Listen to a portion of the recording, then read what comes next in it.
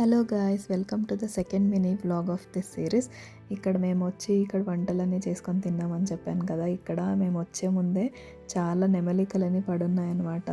ఇవన్నీ దొరికాయి, ఇవన్నీ ఏరుకొని ఇంటికి తీసుకెళ్ళిపోయామన్నమాట. అక్కడ పొలాలు ఉన్నాయి కదా, చాలా నెమలన్నీ వస్తాయి ఎర్లీ మార్నింగ్స్. అండ్ ఇక్కడ నా తమ్ముడు క్లీన్ చేసేస్తున్నాడు. మా డాడీనే మొత్తం అంతా క్లీన్ చేసేసారు ఇక్కడ చుట్టూ కూర్చోడానికి బాగుండాలి అని చెప్పి. అండ్ మా మమ్మీ అన్నీ కట్ చేసుకుంటుంది. మేము పేస్ట్ అంతా ఇంట్లో నుంచే మిక్సీకి వేసుకొని తీసుకొచ్చేసాము. ఇక్కడికి వచ్చి ఏమేమి కావాలో అవన్నీ చేసుకొని ఇంకా మమ్మీ వండేస్తున్నారనమాట.